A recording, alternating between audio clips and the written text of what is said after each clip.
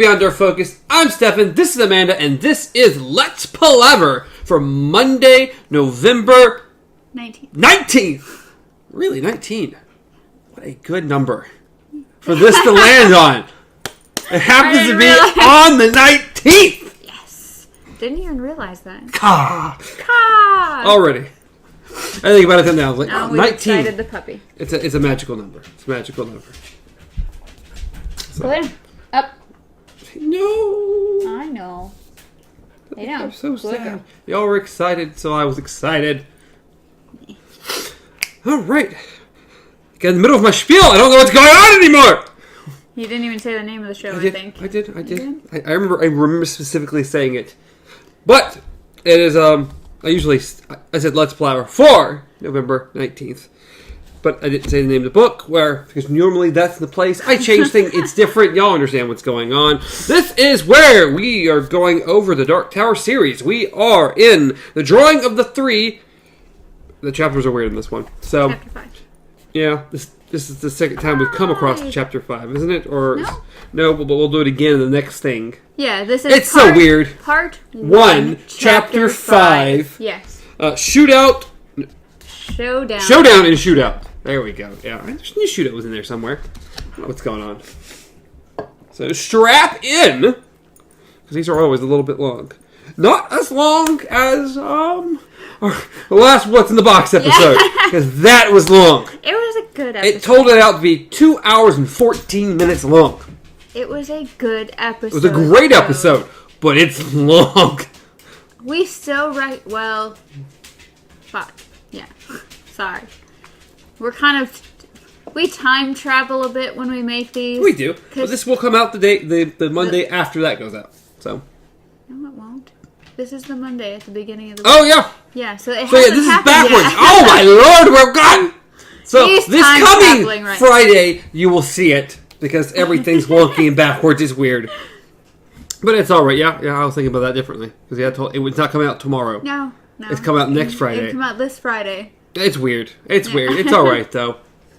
It's a good one. It's a good one. You should check it out. Definitely, if you would like to be part of a very interesting and very needed discussion, I would suggest staying till the end on that one. You can skip over our little trivial food talk. Yeah, you can probably skip the first 15-20 minutes of that episode, because there's not much going on there. But once we get our topic, we really dive into some fun stuff, and it's great conversation. And the fact that it's actually branching off of this is amazing. Yeah, in a way, it definitely is branching off this. It was inspired by Ka. So, yes, definitely check it out this Friday. It's long, but it's worth it. It's long, but it is definitely worth it. Mascot wants to say hi. Yeah, before she needs to be a part of this. Okay, go ahead. But, alrighty, I guess at some point we probably should just actually jump into this. No! Nice 5-minute intro here, just talking about everything. Well, someone got really excited about the date, so... What? I recognized that before. I was gannered over it. But it is all good. Alright! Let's start in the beginning. Which we start off with Henry. Good old, the great sage and eminent junkie, Henry. Yes. So the last time we saw Henry, he's playing a trivia game with Balazar's goons. Yes. Eddie doesn't know where he is, except that he's with Balazar. Yeah, he knows he's there. Or Balazar has him in some way. And Henry knows that Eddie's on his way at some point. Mm-hmm.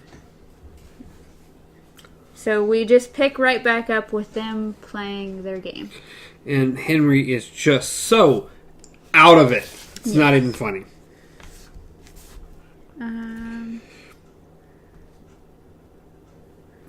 I believe... Yeah, it's literally right here in the beginning. Because last episode, I had mentioned that at some point, they ask about Johnny Cash. Yes. I had forgotten that they had intentionally set up the question Yeah. to make it Johnny Cash. Because to every single question they asked, he kept saying Johnny Cash. And they're like, everything is Johnny Cash. And he said Johnny Cash is everything. Exactly. So now, finally, they realize that Henry's starting to get worse off. He's starting to nod even more. And they're just like, they said he was like in the sports category, like on his card. Yeah. But they're like, let's just tell him it's arts and entertainment and just set this entire thing up. Okay, listen close, George said and winked again. Although Henry was in the sports category, George announced the category was arts and entertainment. What popular country and western singer had the hits with A Boy Named Sue? Great song. Yes. Really liked it. I don't know the other ones, but I know A Boy Named Sue. You didn't know Folsom Prison Blues? I may have heard it. I don't recognize it, though. And numerous other songs. Blah, blah, blah. They ask, and, well, needless to say, Henry decides, not Johnny Cash this time. Yeah. Can't be Johnny Cash. Walter Brennan. So I looked up. I'm like, who is Walter Brennan? He's like some really famous old actor who won, I think 3 Academy Awards or something way back in the day. The name sounds really familiar, but my brain's not. His picture, like he shows, it was like in westerns and stuff. Oh. This is like way back when. It's like in like the 30s or 40s or something. You skipped something interesting. Did I? Okay, well. Yes. No. I wrote this down too, yes. And I just apparently skipped right over My it. note on it was, this popular singer is also known as the Man in Black. I'm like, yeah. How appropriate and interesting.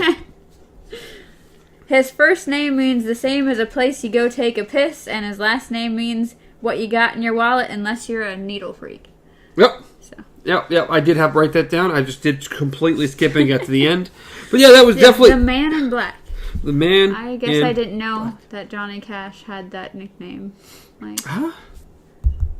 I don't know. I'm wearing a Johnny Cash shirt, and I didn't know he was called the Man in Black. Like, you'd think that'd be something I would have brought up. I think everybody's heard of Johnny Cash, but how much do we really know about Johnny Cash? He's been around for a very long time. Or he had been. I'm pretty sure he's dead now. So, I'm pretty sure. Moving on forward, past that? They get yelled at because they're being too loud, and it kind of shakes the card tower that Balazar is working on. So they pretty much are told to quiet down. And so for his, great answer, because they tell him it's correct. They tell him Walter Brennan indeed is the Man in Black. Of course. But everything else is a lie. Let's just, why not? It's got to be Walter Brennan. So Henry is like, so how about a fix? And they're like, yes. And everything's foreshadowing again. Get you a fix. Because it says, good idea, George said, and took a, cigar box from behind him. From it, he produced a hypo. He stuck it into the scarred vein above Henry's elbow, and Henry's last rocket took off. Yes. Because at the beginning, they mentioned that, rockets taking off, obviously meant things weren't going well. That was your end. That was when you hit good old Henry. The bad end. Good old Henry. So, I really like this particular chapter. I like how they play it out, and I like, of course, the end of this chapter. So now we jump right back into the pizza van with Eddie and everybody else. Oh, them getting out of the pizza van. I obviously I read it, but I kind of didn't really know anything on all the technology that they had in the van. Yeah, just a whole bunch of DA cop stuff. Yeah. If you're gonna, what was it? If you're gonna beat the man, you have to have the same stuff as the man or something along those lines. They got it at cutthroat prices and blah blah blah blah blah. Nothing that particularly important to the story. The only part that you really need to know is that Balazar was notified that they had arrived because Andolini had pushed a button as soon as Eddie got out of the van, which we assume is an intercom because it literally says it's an intercom. Yeah. So. Lets them in. And Roland is a bit amazed after walking into the bar. Yes, I did note that.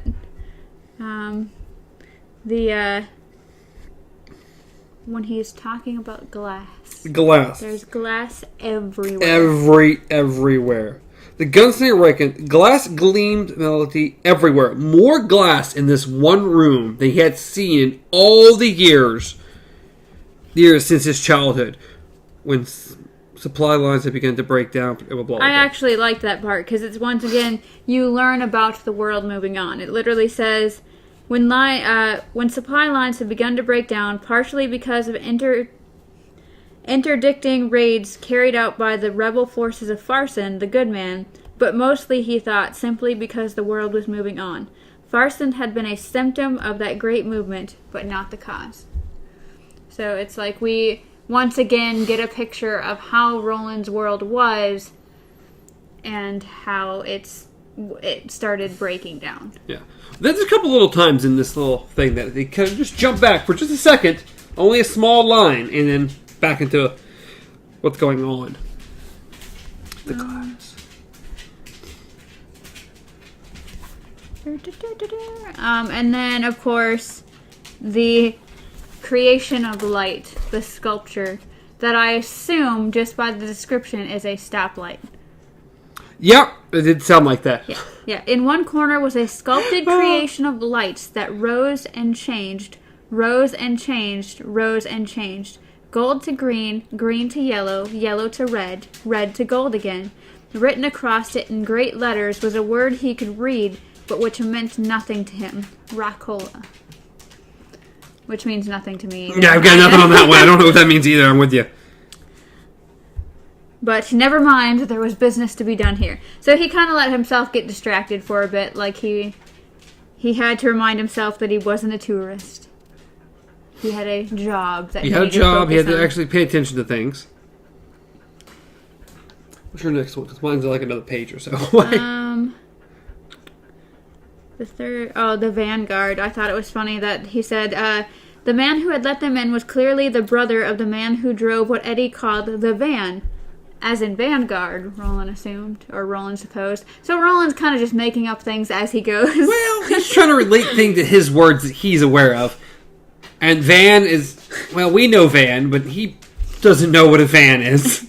And then the last one, at least, it might be on a... No? Okay. Mine's it's after that. Yeah. Is the tower. What about it? Literally the first sentence of 4. Part 4. Which is, the gunslinger looked at the tower of cards on Balazar's desk and thought, another sign. Him and his tower. His tower is super important. Yep, mine's after that. Then Balazar's asking, of course, where's his drugs? Yeah. Where are the 2 pounds that's of not important. cocaine or whatever it was? And, I mean, if you ain't got it, how'd you hide it? Yeah. Where is it? Who's got it? You've got it. Yeah, I pretty much the first thing I wrote down about that page was when it shows Balazar responding to Eddie, because the first thing Eddie says to him is, I ain't your son. Yep. Because he's like, oh, son, like... And oh, no, Eddie's very, very confident in himself, with Roland with him. He's cool, he's good, he is. But he said, Balazar made a little gesture that was at the same time comic, sad, and untrustworthy. You hurt me, Eddie, it said. You hurt me when you say a thing like that. And all I pictured was like the classic like mafia movie. Like, you hurt me. Oh, no, it's very something we've seen a lot. So then that's when Eddie's just like, nope, this is my plan.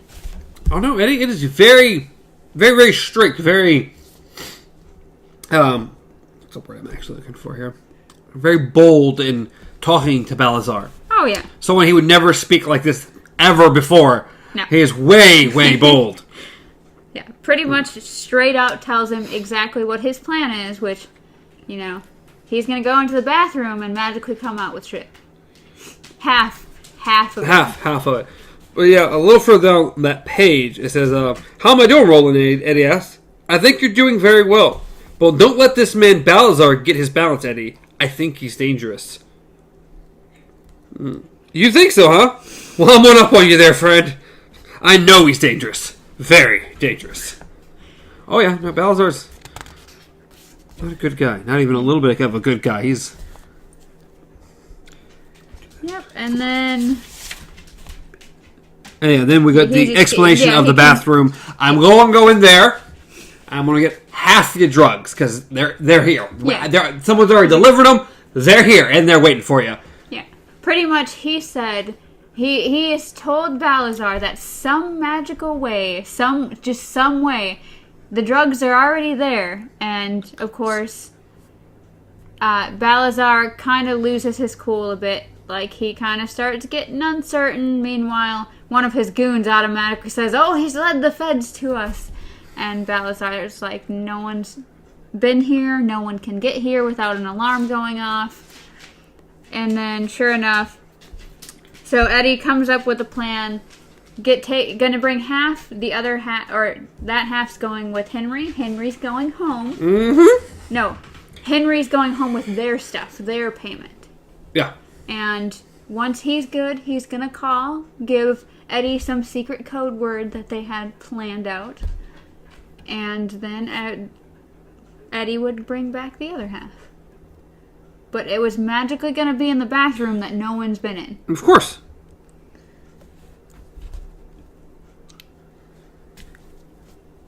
And so the next note I have isn't until a couple pages later. Santa Claus, blah, blah. Yeah, they go, and of course, Balazar wants them to inspect the bathroom. Yes. The first note that I put was on, for me, it's 150, so it's the very beginning of 5. Very beginning of 5? Yeah. Yeah, mine is... Yeah, I think it's the beginning of 5 as well, so... Pretty much mine was, the first... Sorry, I just realized what my phone had put as Balazar's name. But, Balazar's. But, the first paragraph is his view of Eddie now. Which is that he doesn't like it. He doesn't like this. Jack's, of course, still in the bathroom, looking around. And just Balazar starting to actually sweat. Like... He's starting to realize that Eddie was a junkie when he last saw him. Was just some junkie. And now suddenly he had grown. He had changed. It's like, yeah, it's like somebody poured 2 quarts of fresh guts down his throat. Yeah, in a lot of ways that's kind of true. Yes, that was it. And dope. So he kind of had this idea that maybe, maybe Eddie decided to just take the dope himself. But,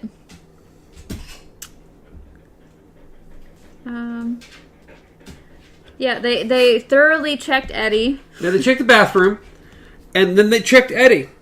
Yep. Thoroughly. There was no dope in his bathroom, no dope on Eddie or in him. Yes. Yep. It says, your hand would have come out cleaner, and I wouldn't be standing here feeling like I just got raped by Ferdinand the Bull. Yeah, I wrote that down as Ferdinand. It's like, oh! Well... So, yeah, Eddie at this point is butt naked. Yes. The bathroom's been searched. Eddie has been thoroughly searched himself. Yes. Because they just don't believe... Balazar knows Eddie is up to something. Yes. Doesn't know what, doesn't know how. But now he's starting to falter. Because the first thing Balazar starts thinking of is magicians. Harry Houdini, Blackstone, Doug Henning, and David Copperfield. They kept saying the magic acts were as dead as vaudeville, but Henning was a superstar and the Copperfield kid had blown the crowd away the one time Balazar had caught his act in Atlantic City. Balazar had loved magicians from the first time he had seen one. But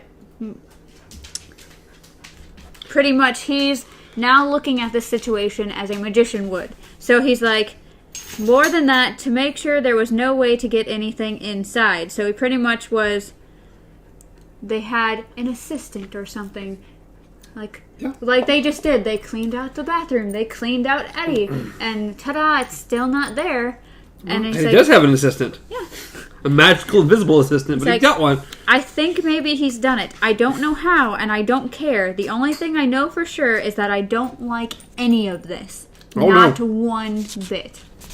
And we... Yeah. We hop places again. Yeah, we jump a little bit. We jump into the other room. Yes. With George Biondi. Yep.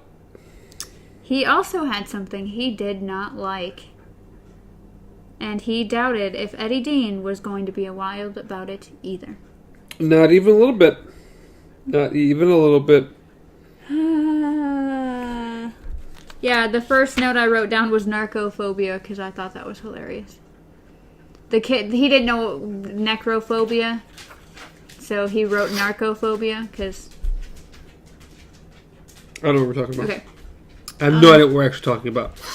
It was... Oh, it's probably a little further down. Oh. I think I know what you're... It just said, he put his mouth... Okay, George muttered in Henry's ear. He put his mouth so close that it was like kissing a girl's ear in a movie theater. And that was pretty fucking gross. Especially when you consider that the guy was probably dead. It was like narcophobia, or whatever they called it. And it's necrophobia, but... Yeah, you get the point. Good old Henry Dean is dead.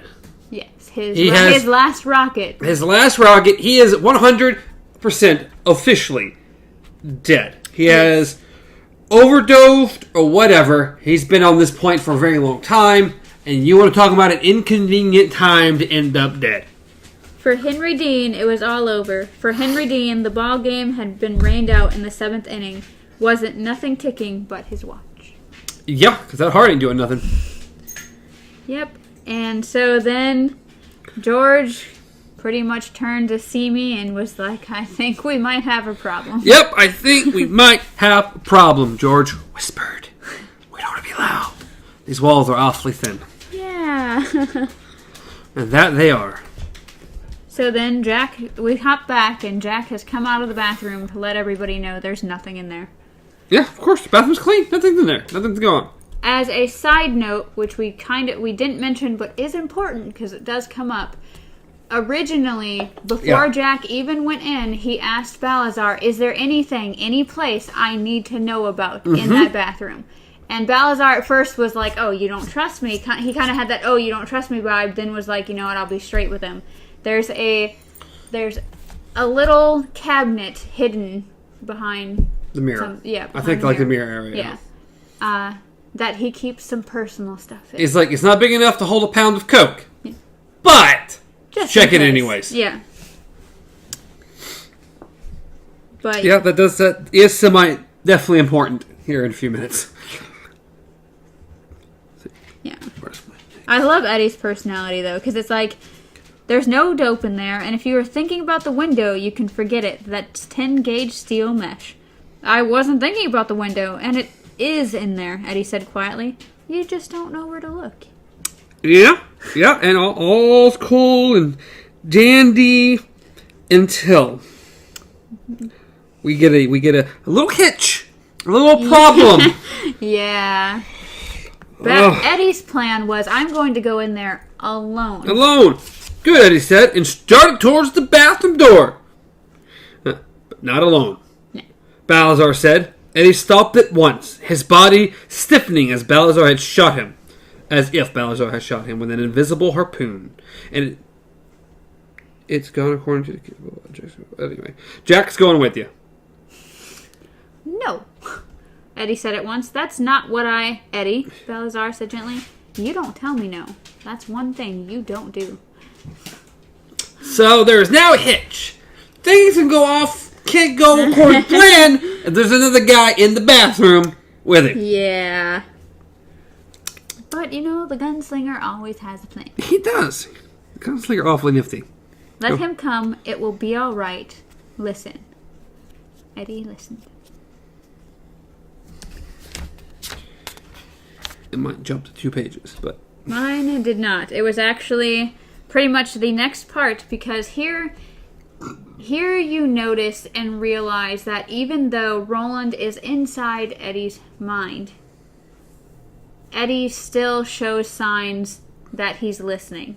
Like, that there is something going on. Because he stops for a minute, and as he's listening to Roland, he kind of cocks his head to the side. And Balazar is just staring at him. Mm-hmm. And it's like, it was as if the kid was listening to a voice only he could hear. And then a couple sentences down, it says, the same thought passed through... Okay, it is the next one. The same thought passed through Andolini's mind, but in a different way. What's this? He looks like the dog on those old RCA Victor records. Carl had wanted to tell him something about Eddie's eyes. Suddenly, Jack Andolini wished he had listened. So yeah, everyone's getting suspicions that something is up, for sure. If Eddie had been listening to voices inside his head, they had either quit talking or he had quit paying attention. Okay, he said. Come along, Jack. I'll show you the 8th world of wonder. He flashed a smile that neither Jack Andolini nor Enrico Balazar cared for in the slightest. No. And now that Eddie has a newfound bravery here, or a newfound... I can't find words with the newfound words I can't find. So anyways. So yeah, Eddie and Jack go to the restroom. Yep, and then Jack doesn't want to shut the door, and Eddie says some stuff, and Balazar tells him to shut the door, so he shut the door, and then Eddie makes a smart remark.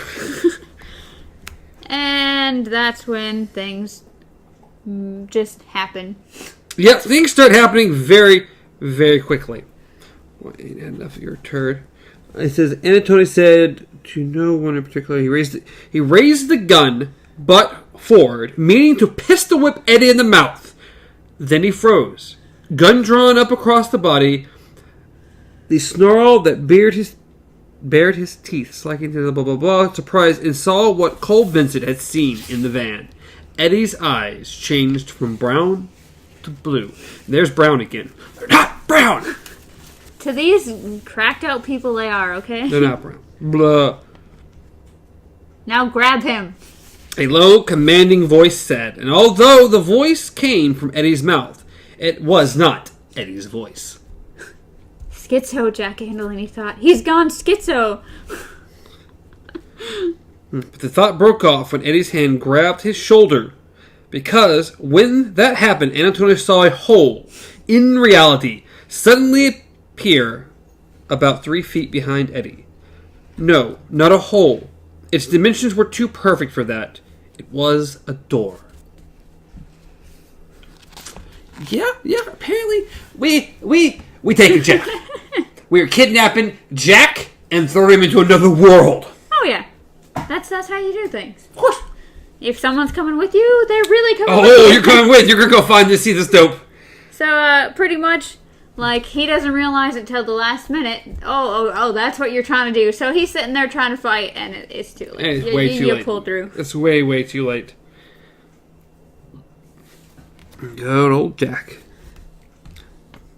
My next hand was left hand. Because I believe that's the hand that he was holding the gun in, wasn't it? Either way, Roland's like, left hand. Roland screamed at himself as they went through, and he separated from Eddie. Remember, left hand, left hand. So I want to say it was just reminding Eddie that the guy had the gun in the left hand in case Eddie didn't have the gunslinger intuition because Roland was separating from him. Yeah, my next note's not for a couple here, so if you got anything. Mine's not till like halfway through 12. Oh, mine was, my last note on that was Roland's thought that he didn't even think about the fact that there is a possibility his body might be dead. Like, he might be going back to death. Mm-hmm. And it didn't hit him until he was already rolling away. Too late. Too late to wonder, too late to go back. And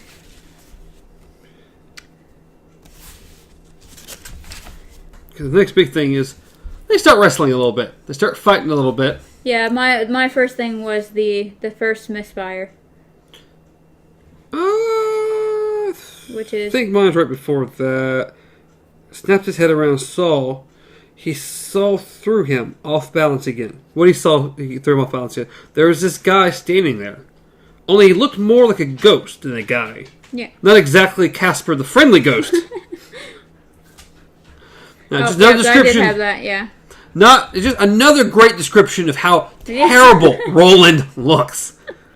He looked sick and dying, but even so, he also looked tough enough to make Andolini feel like a soft-boiled egg. Oh, which is pretty bad, being that we got that description of Andolini from Eddie. Yeah, and Andolini's a big, big guy.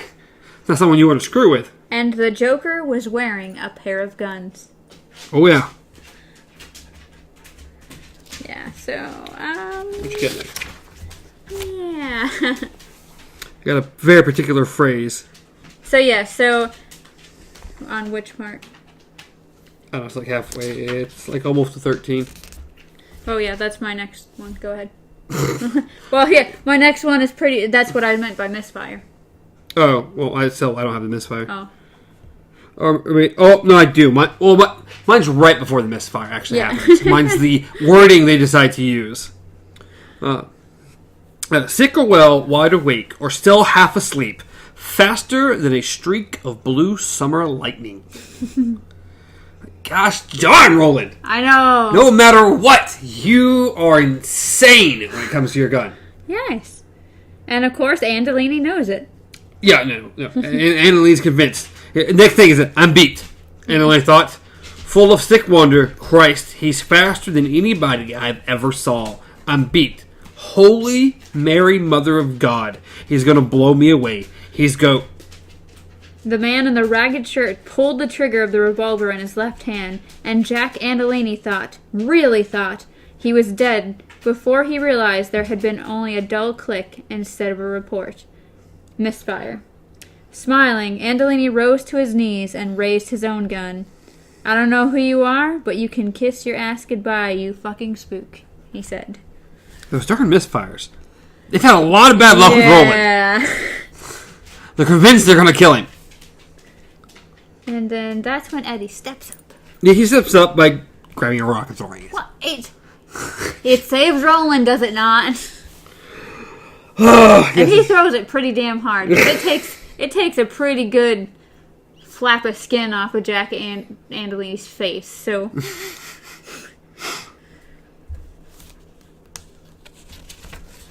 my next one is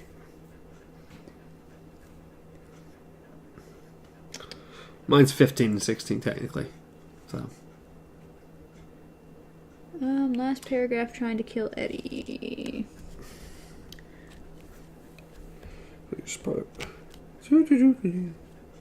Oh, just him, the fact that he felt like he was going to die, but if he was going to die, he was going to take Eddie with him. Yep. Brought his gun up. The little cobra now seemed to weigh about 20 pounds, but he managed. This better not be another misfire, Roland thought grimly, and thumbed the hammer back again. Below the din of the gold, he heard the smooth oil click as the chamber revolved. I just love how they broke this up. 15, 16, and it was no misfire. And then 17. I like that impact that it has. It's just final. It's just there. It's like, this is your last hope, and then answer, solution. It's interesting how it's just broken up. We go from 13, 14, 15, 16, 17. Yeah. Oh, within a page and a half. And then I pretty much just wrote, for 161, what happened to Andolini. Oh, yeah. Good old Andolini. This does not work out well for him. Nope. So, the thing is that Roland did not aim at Andolini this time. Because pretty much Roland is staring at Andolini. Andolini has his gun on Eddie. Yep. So he aims for Andolini's gun. Yep. Technically aims for the hand, but yes. He hits it. Yeah, he sure does. The hand which had been holding the Colt Cobra was missing below the middle of the palm. The gun was a senseless piece of twisted metal lying on the sand. Eddie stared at him, stunned. No one would ever misjudge Jack Andolini's caveman face again, because now he had no face. Where it had been, there was now nothing but a churned mess of raw flesh and the black screaming hole of his mouth. The bullet must have struck the cylinder of the gun. That's the very next thing. At the exact moment. He pulled the trigger, which exploded and must have set off a few bullets, so Jack loses his hand, loses so much of his face it's not even funny, and then wanders in the wrong direction. Yep, just kind of falls off the edge, and sure enough, our good old buddies come and get him. Yeah, the good Lovetrocities decide, oh, lunch! Yeah, but the first thing is that Eddie is like, kill him, put him out of his misery, and the gunslinger's just like, too late. The gunslinger said with a cold indifference that chilled Eddie's flesh all the way into the bone. Yeah, he wasn't particularly, he wasn't really that concerned with it. No.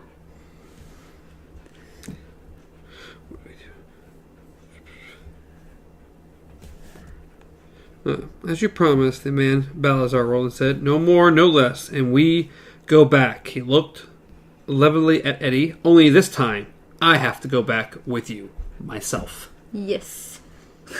Yay! So Ghost Roland is going through the door. Physically going through the door. Yes. And yet, there's an important thing that needs to happen before they can leave. I don't know. Yeah. No. So, Roland is pretty much... He says, you can't handle this alone. He's like, come here, we've little time and I have little liking for what I must do now. It's something I've never done before. Mm-hmm. Never thought I would do. His lips twisted bitterly. I'm getting used to doing things like that. So pretty much, not only that, but Eddie's just like, just who are you, Roland? What are you? And that heat I feel baking off you, is it just fever or some kind of madness? I think it might be both. And now Roland does something I probably think it's almost painful for him to do. Oh, it is. It's like giving up a child. Yes. So he pretty much just kind of gestures at his hip and says, take it. He can't use it. No, not with his right hand anyway. So he can use his left one, but... Which we found out a second ago is insanely quick. Oh, yes, still. But he's like, it's no good to me. Not now, perhaps never again. Eddie swallowed. I don't want to touch it. I don't want you to either, the gunslinger said with curious gentleness. But I'm afraid neither of us have a choice. There's going to be shooting. There is? Yes, the gunslinger looked sincerely at Eddie. Quite a lot of it, I think. Yeah. Mm-hmm. Just a little. Yeah, if you open the door back up and Jack ain't there, but this ghost man is there, there gonna be some questions. No. So we could jump back to Balazar, who's kind of looking at the door like, you're taking too long. I don't like this. Tries calling out. No one answers. Gets his own gun out. And then it's just like, everybody come. Like, I need my goons. Like, you know what? This has gone too far. I don't know what's going on. We're just gonna kill him. Yeah. We're just gonna kill him. And so... This is when he'll go... What is it? Simi? Yep. So good old Simi walks back out. Yeah. And like, Boss, I gotta tell you something. But he doesn't like telling Boss the bad news. Yeah. You see? Will you hurry up? Balazar, yo, I'm pretty alright. Simi, just Simi over here. We got a problem. Yeah. We got a problem. And Balazar's yelling at him, and we cut back over the Roland Eddie again. Yeah. Everything's coming to a climax here. So Eddie has finally taken the gun in his hand for the first time. 19. Yeah. And it's a little heavy to him. He's afraid about the recoil, but yet there was some part of him that wanted to hold it, that responded to its perfectly expressed purpose. that sensed its dim and bloody history and wanted to be part of it. No one but the best ever held this baby in his hand, Eddie thought, until now at least. So it's like you kind of get the sense that there's part of Eddie that belongs with this little weapon. Oh, good old Eddie. Good old Eddie. But yes, then the next thing is jumping back through.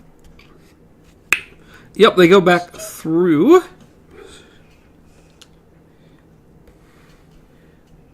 And the first thing they hear when they come back through is, "We got a problem." Yeah, there is definitely a problem. As Eddie's going back behind the mirror. Yes. It's like, oh, what do we got back here? A couple of useless things. Some child porn, apparently. Wonderful. Oh my goodness. Go Balazar! Yeah, go Balazar. You're just bastard. even a better fella there. And some... K-Flex. K-Flex? K-Flex. Is that how you pronounce that? Sure. How does Roland... Usually you can... Roland says it completely different. Yeah, you can... He calls it like Sheaflet or something. Yeah.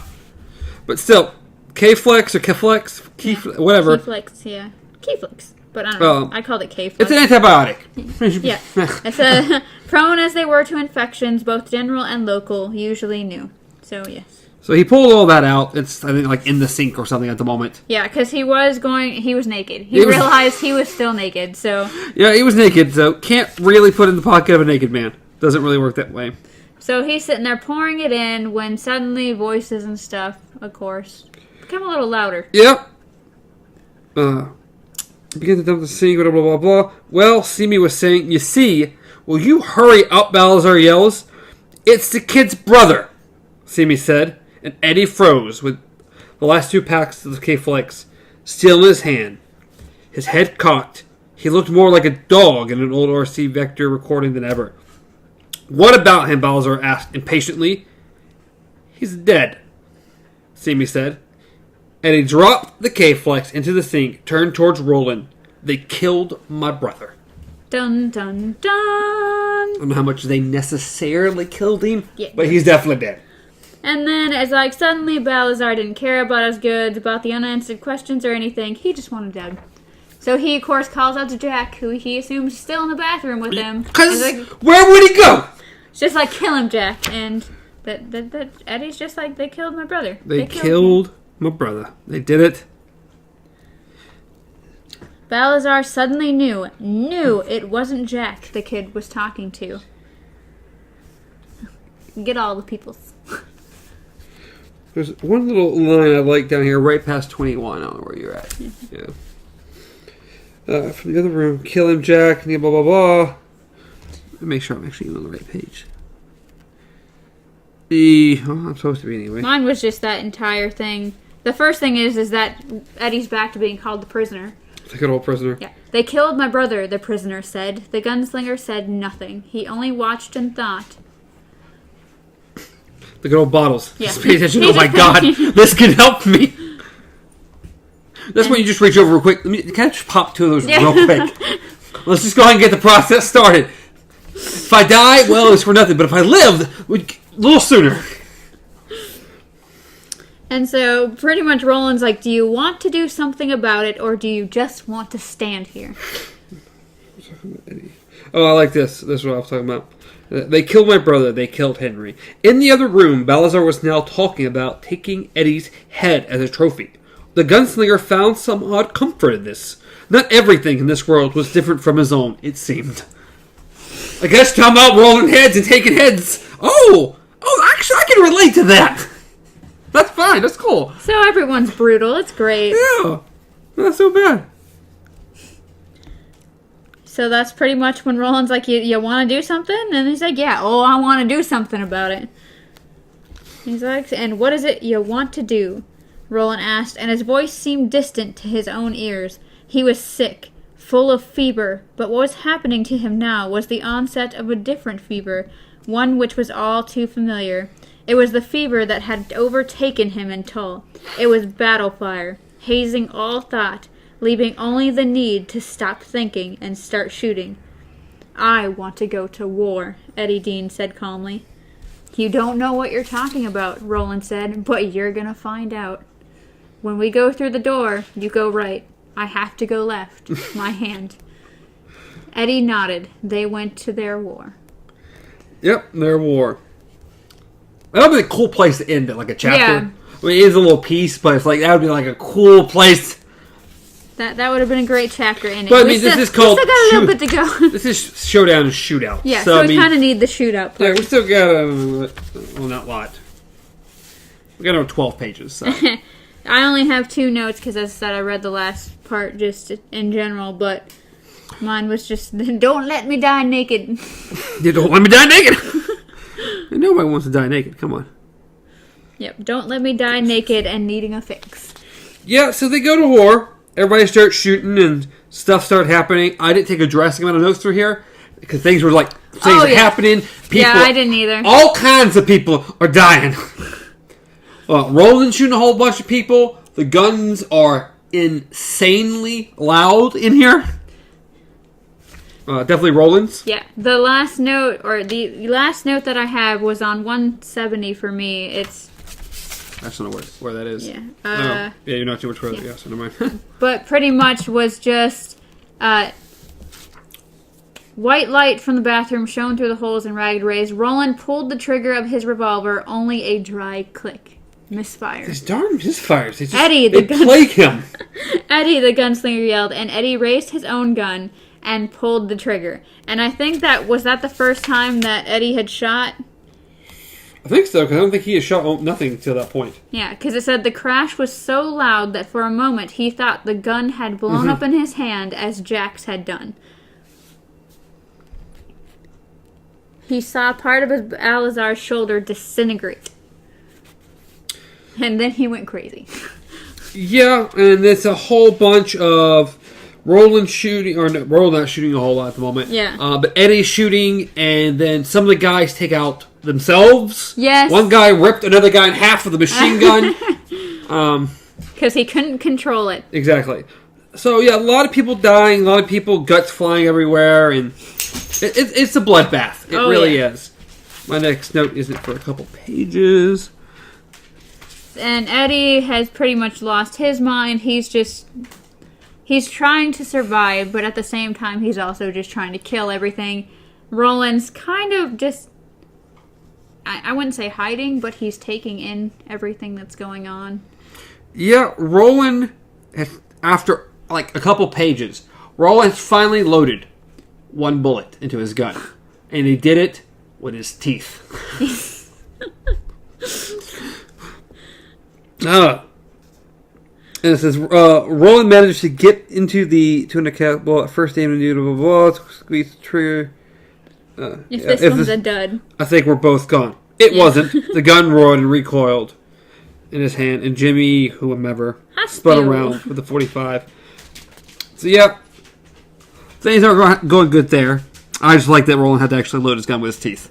And I like that right after that, he put his gun away. Like, he knew he was never going to be able to reload it again at this time. He gave up. He's like, never mind. I'm not worried about that one. So, at that point, he just kind of... The idea of reloading again with 2 of his right fingers missing was a joke. Eddie was doing well. A nice little paragraph that I really, really liked, which for you would be about the same spot. It's like right here somewhere. Is, let's see. Eddie rose, aiming towards the door and the charging men. He knows Balazar is there, waiting, but he thinks he's the only one of us with a gun now, Roland thought. Here is another one ready to die for you, Roland. What great wrong did you ever do that you should inspire such terrible loyalty in so many? Ah! Roland, you're such an ass. I mean... Another one. Another one just ready to die. God! So, Roland found another gun. Yeah, no, he just picked up one off the ground, and then the guy dropped. Balazar got his. He got shot 4 times. Yeah, Roland decided that using... It was funny, because he... There we go. It was a cheap little thing, not much better than a toy. Yeah. I guess compared to his. And touching it made his hand feel dirty. But it was perhaps fitting to kill a despicable man with a despicable weapon. Yes. Like, oh. And pretty much Eddie's starting to like the gun. He's starting to like the revolver. Said, the satisfying crash came again. Yeah. I must have gotten the good one. But yeah, he's starting to like the feel of that gun, but then just horrible things happen. Horrible, horrible things. Mm-hmm. I got something for you, Eddie, Kevin Blake said from the hallway. I Yep. thought you might want it. Like it for a souvenir, you know. What Balazar had not been able to do to the younger Dean brother, Kevin had done to the elder. He lobbed Henry Dean's severed head through the doorway. Yeah. Holy. Nope. And Eddie just went. Charged after him and just started clicking and hit misfires and didn't really achieve anything. No. So, Blind rage. yes. He ran toward the door, pulling the trigger again and again. And Kevin Blake stepped into the doorway to meet him, crouched low.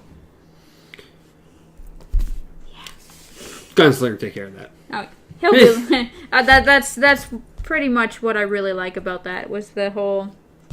He'll be low. Like that paragraph. The gunslinger knew exactly what his plan was, what he was doing.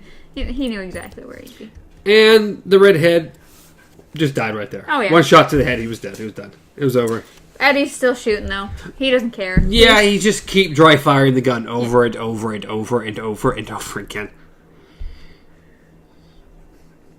And so he's sitting there shooting, and then Roland finally tries to take the gun for him, and Eddie pistol whips him, and Roland, knocks him out. Yeah. At least for a couple minutes, but knocks him out. He was out for no more than 2 minutes, and then he managed to get things back into focus and make it to his feet. He pretty much found Eddie kind of just coddling his brother's head. Yeah. Yeah. Alright, my next one is the top of this next page. Once Roland wakes back up for me, knocked out. Walks back over to Roland, kind of holding his brother's severed head. Yes. And kind of out of it. Like, Eddie, it's over. They're all dead. And your brother's dead too. Leave my brother out of this, he shrieked childishly. Yes. Poor Eddie.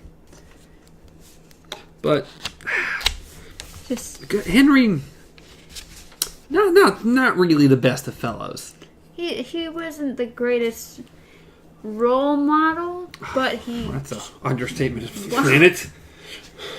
he thought he was doing what was best for his brother, and then got into drugs. Because he pretty much Discuss this more. He pretty much had to take care of Eddie. Mm. And then got into drugs. I have a different opinion. But, Anyway. yeah, anyway. Moving onward. A little bit further down. It says, maybe it doesn't matter to you, Roland said. But there are others involved, prisoner. Don't call me that, Eddie shouted. I'll call you that until you show me you can walk out of the cell you're in, Roland shouted back. Good old Eddie. The prisoner. Yep. And then. I like this real moment of truth here. Yep. On the next page. Yes. What's on the other side of the door for me? Eddie asked the gunslinger quietly. Go on and tell me. If you can tell me, maybe I'll come. But if you lie, I'll know. And the most truth thing Roland has almost ever said. Probably death, the gunslinger said. But before that happens, I don't think you'll be bored. I want you to join me on a quest. Of course, all will probably end in death. Death for the four of us in a strange place. But if we should win, though, his eyes gleamed. If we win through, Eddie, you'll see something beyond all the beliefs of all your dreams. What thing? The Dark Tower. The Dark Tower. The Dark Tower. It's like, it's a bit of honesty you got there, Roland. Just go ahead and admit it. You know what? We're all probably just going to die. Yeah. Probably just end of death. We're all just going to die. But we're still going to try. So pretty much he's just like, where are the four? Like, he's just asking these questions. Meanwhile, SWAT's on the other side of the door about to break down. Yeah. I mean, all the gunfire drew some attention. And so pretty much it's like, he could grab Eddie, force the doorway into existence by their contact, and pummel them both through. But he had seen Eddie risk his life for him. He had seen this hag-ridden man behave with all the dignity of a born gunslinger, in spite of his addiction, and the fact that he had been forced to fight as naked as the day he was born. And he wanted Eddie to decide for himself. Quests, adventures, towers, worlds to win, Eddie said, and smiled wanly. Sounds better than one of those Edgar Rice Burroughs books about Mars Henry used to read to me sometimes when we were kids. You only left out one thing. What's that? The beautiful bare-breasted girls. On the way to the Dark Tower, he said, anything is possible. And the gunslinger had smiled at that. Yeah. So Eddie kissed the cheek of his brother's head and set it aside. Roland ended up giving him a few clothes to put on. Yeah. He goes ahead and does that and gathers up the K-Flex, and together they go through the door. And bad things happen as soon as they do. Yeah, because things come to light very quickly. On the other side was the flesh. The first symptoms of on the other side was sudden.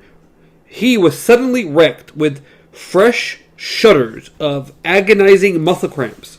The first symptoms of serious heroin withdrawal. And with them, he also had the first alarmed second thought. Wait, he shouted. I want to go back for a minute. His desk, or the other office. If they keep Henry doped, there's got to be junk, heroin. I need it. No. That part of your life is over, Eddie, he said. He reached out with his left hand. No! Eddie screamed, clawed at him. No, you don't get it, man. I need it. He might as well have been clawing stone. The gunslinger swept the door shut. And, it just falls over. I like that. I like the fact that it's not just the door closes, it just stays there, or magically vanishes. Nope, it just falls over like it's a prop. And it's done. It's over. That portal to another world has been closed. Yeah.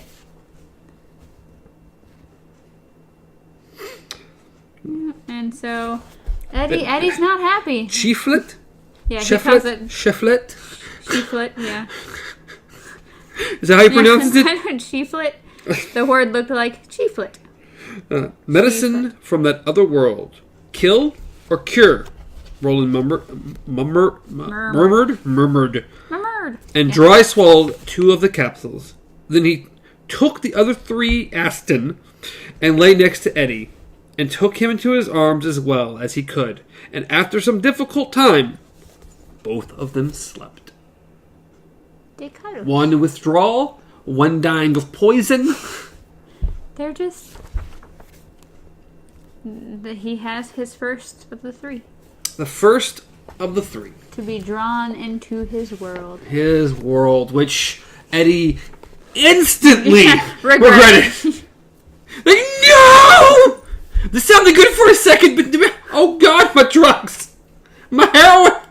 Yeah, just suddenly thought that this entire time he's like, I need a fix. Then it was like, oh, Roland has a plan. Oh, I have a plan. Oh, back and forth. Now we're shooting. La-da-da-da-da. And now everything's dead. Blah, blah, blah.